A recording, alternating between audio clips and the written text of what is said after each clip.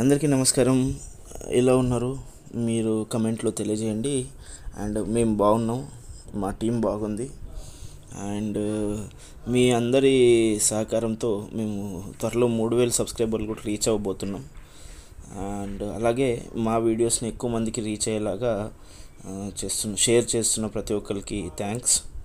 So ఈరోజు special ఏంటి అని అంటే, ఈ వ్లాగ్ వచ్చేసి నేను తంజావూరు వెళ్ళాము మొన్న. శబరిమల వెళ్ళినప్పుడు అయ్యప్ప స్వామి దర్శనం చేసుకొని వస్తూ దారిలో తంజావూరులో శ్రీ బృహదీశ్వర ఆలయం, అంటే పరమేశ్వరుడు శివుడు, ఆయనకు సంబంధించిన ఒక ఆలయం. ఈ ఆలయం విశిష్టత ఏమి అంటే, ఇది రాజరాజ చోళుడు కట్టించిన ఆలయం. ఒక 1000 సంవత్సరాల పైగా అవుతుంది ఈ ఆలయం కట్టి, నాకు తెలిసి.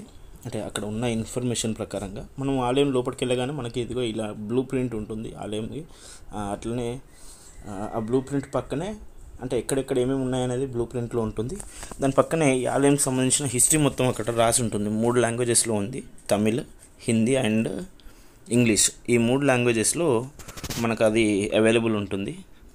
సో ఈ ఆలయంలో వచ్చేసి గోపురం, అంటే గుడి మెయిన్ ఏదైతే గోపురం ఉంటుందో ఆ గోపురం వచ్చేసి సిమెంట్ అనేది ఉపయోగించకుండా, సిమెంట్ లాంటిది ఏది ఉపయోగించకుండా కేవలం గ్రానైట్ రాళ్ళతోని 200 పైగా ఫీట్లు, 200 ఫీట్ల కంటే ఎక్కువే ఉంటుంది. అది ఎగ్జాక్ట్ అనేది కరెక్ట్ చెప్పలేకపోయారు. మాకు అక్కడ కనిపించిన దాని ప్రకారం 216 అని నేను చదవడం జరిగింది. బట్ అది ఎంతవరకు కరెక్ట్ అన్నది ఎగ్జాక్ట్గా తెలియదు.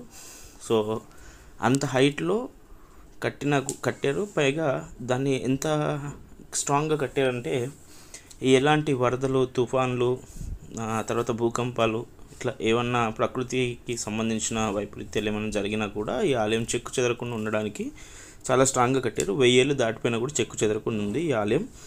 ఇక్కడ బృహదీశ్వర లింగం ఏదైతే ఉందో అది కూడా చాలా పెద్ద లింగం.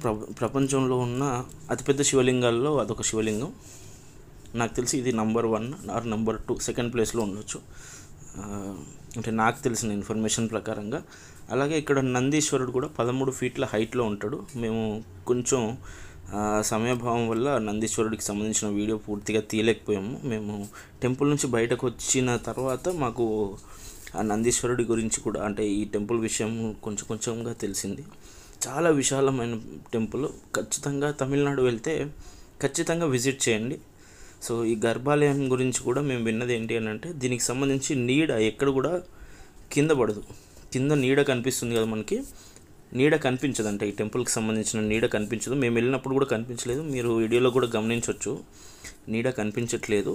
మేము అంటే పూర్తిగా అబ్జర్వ్ చేయలేదు. బయటకు వచ్చిన తర్వాత మాకు ఇన్ఫర్మేషన్ తెలిసింది. మళ్ళీ టెంపుల్లోకి వెళ్ళడానికి టైం సరిపోలేదు అప్పటికి, మేము బుక్ చేసుకున్న టికెట్స్ వల్ల.